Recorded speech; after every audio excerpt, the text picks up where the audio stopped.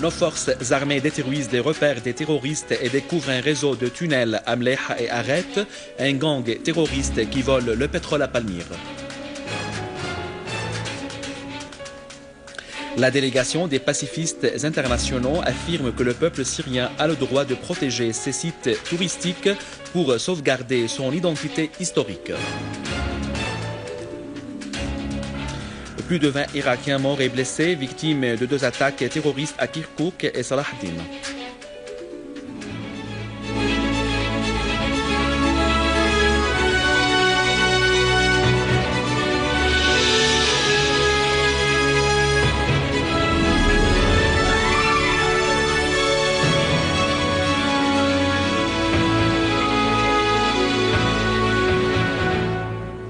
Mesdames et messieurs, bon après-midi et bienvenue à notre journal.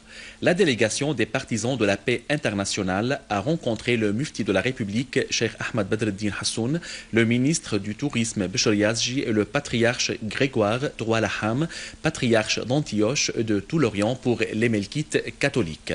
Le mufti général de la République a souligné que la délégation, qui visite la Syrie 3 ans après la crise, a affirmé l'attachement du peuple syrien à son armée et à son président, appelant la délégation à transmettre la vraie image de ce qui se passe dans ce pays. Pour sa part, le ministre du Tourisme, Béchir Yazji, a remercié la délégation pour sa visite en Syrie et a exprimé son étonnement du mutisme du monde et sa négligence vis-à-vis des actes commis par des groupes terroristes armés qui avaient détruit la civilisation et l'homme en Syrie. En outre, le patriarche Laham a mis l'accent sur l'importance de cette visite, appelant à œuvrer pour le rétablissement de la paix en Syrie et dans toute la région, assurant que le vrai problème réside dans le soutien externe apporté aux groupes terroristes. À leur tour, les membres de la délégation ont fait noter que le but de leur visite en Syrie est de prendre connaissance de la réalité de ce qui se passe dans ce pays et transmettre l'image réelle aux médias occidentaux. Ils ont aussi souligné leur solidarité avec le peuple syrien face à la guerre injuste qui détruit son patrimoine et son histoire.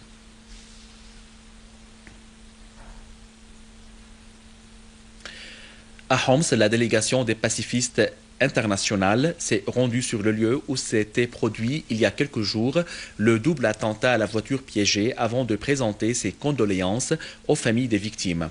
Cette même délégation a également rencontré nombre de citoyens ayant des proches kidnappés par les groupes terroristes armés. Dans la banlieue de Hama, 2 personnes ont été tuées et plus d'une centaine blessées dans la localité de Kfar Zeta, visée par le front terroriste d'Al-Nusra qui a utilisé le liquide toxique de chlore contre les habitants.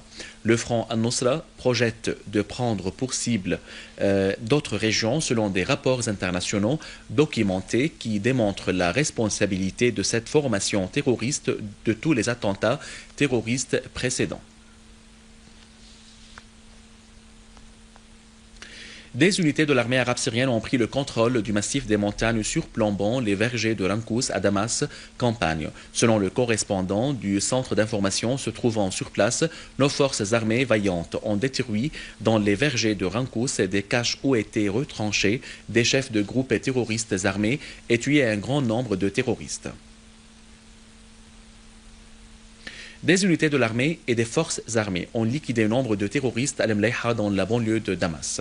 L'armée et les forces armées se sont accrochées avec des groupes terroristes à l'entrée nord de Mleha et les fermes environnantes et sur l'axe de l'entreprise Tameco pour l'industrie pharmaceutique, éliminant certain nombre de terroristes et détruisant leurs armes et équipements.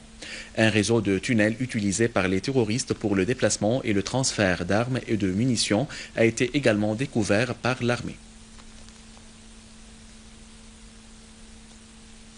À Palmyre, dans la banlieue de Homs, les forces de sécurité spécialisées ont arrêté un groupe terroriste qui avait volé une quantité de pétrole à travers l'oléoduc reliant Palmyre et Homs.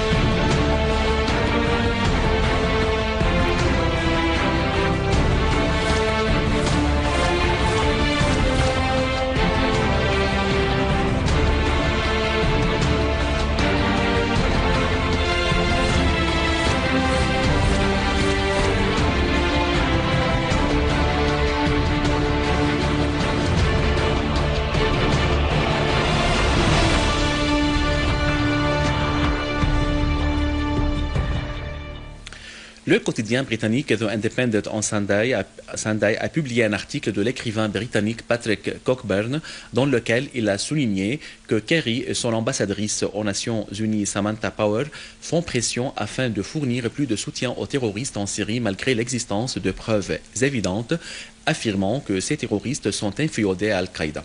L'auteur a ajouté que la dernière attaque lancée par des terroristes sur la banlieue nord de Latakia a été menée par les djihadistes tchétchènes et les Marocains. L'auteur a également ajouté que les États-Unis ont fait tout leur possible pour garder la confidentialité de leur rôle dans la fourniture d'armes aux terroristes en Syrie via des procurations et des entreprises fictives. En Irak, 10 personnes ont été tuées et plusieurs autres blessées dans 2 attentats séparés à la voiture piégée contre la police à Kirkouk et Salah ad-Din. Selon une source policière à Kirkouk, 7 agents de police, dont un commandant, ont été tués et 11 autres blessés dans un attentat suicide à la voiture piégée contre un barrage de la police installé dans la province de Dibs au nord-ouest de Kirkouk. Dans la localité de Sleimanbek, des hommes armés ont attaqué le domicile d'un officier de police, tuant son père, son frère et blessant 2 femmes parmi les membres de sa famille. À la fin de ce journal, je vous rappelle les principaux titres.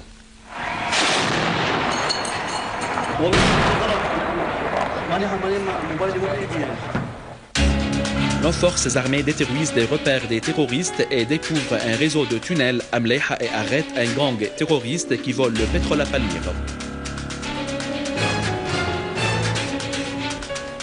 La délégation des pacifistes internationaux affirme que le peuple syrien a le droit de protéger ses sites touristiques pour sauvegarder son identité historique.